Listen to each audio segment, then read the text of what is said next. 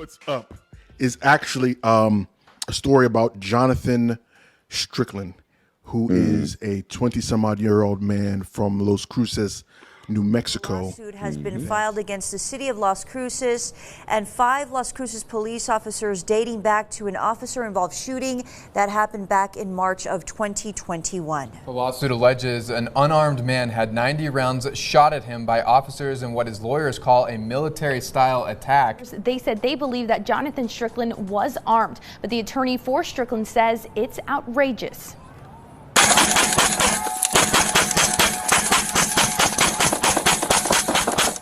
Body camera footage showing how many shots were fired. Attorneys for Strickland say he had at least 12 gunshot wounds. We feel that this was one of the most outrageous shootings that we've seen around the country. I mean, there's some bad ones, but when you have 90 shots at a young man who's unarmed, it can't get much worse than that.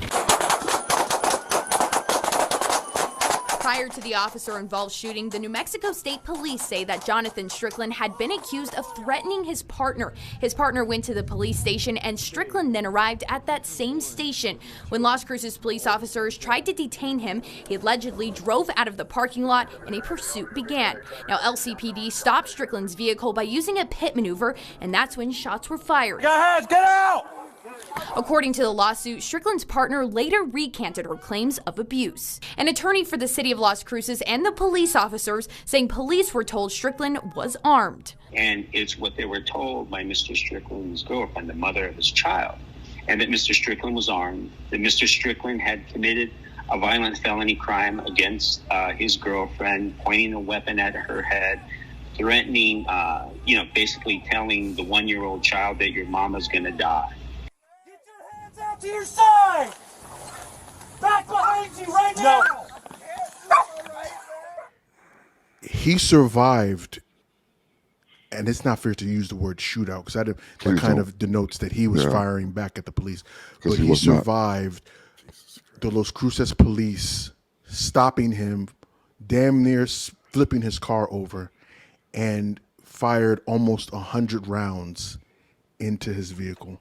Mind you, he did not have a gun, and less than a week later, she recanted her story, basically said that she lied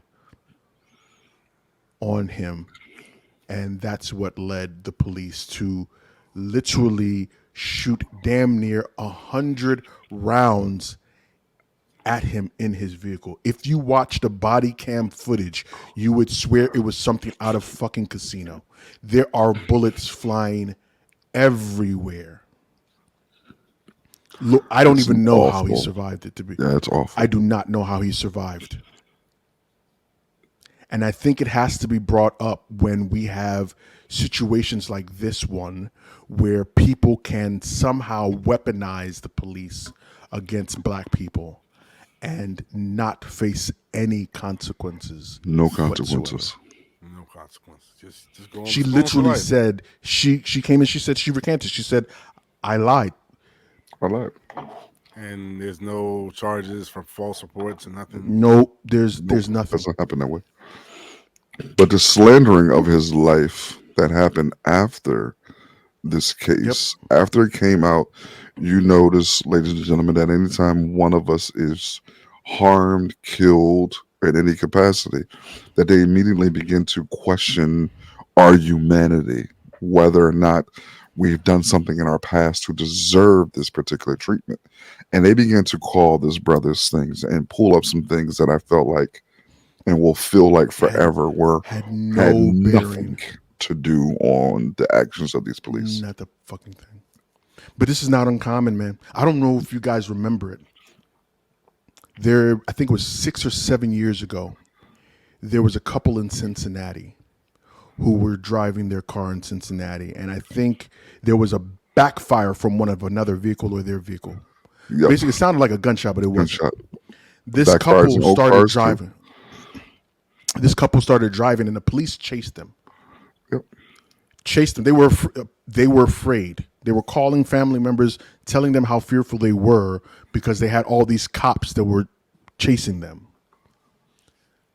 The police finally were able to stop them, and they shot off damn near 200 plus rounds into this vehicle, killed the couple.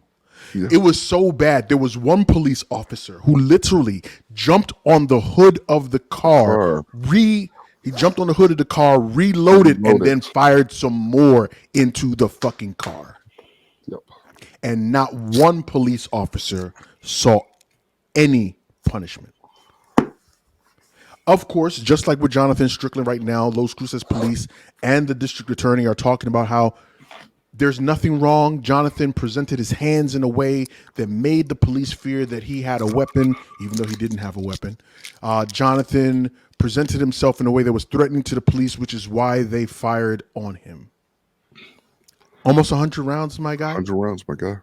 100. How many times would they have had to reload to get to 100? You know, I mean, I refuse to believe that you can't, fire to just disable, neutralize. They fire to eliminate. Well, I mean, I can understand that part. I think that they used to use better. I can understand why they shoot the way they shoot. My problem is there's something called rules of engagement. The military has rules of engagement. You cannot just fire willy-nilly. Nope. You cannot just fire because you want to. You've got to go through checks and balances before you let your gun off. And if you don't, police seem to, you're going to face some sort of punishment. You'll face the reprimand. Yeah. But police officers apparently don't have that. No, and never will, ladies and gentlemen.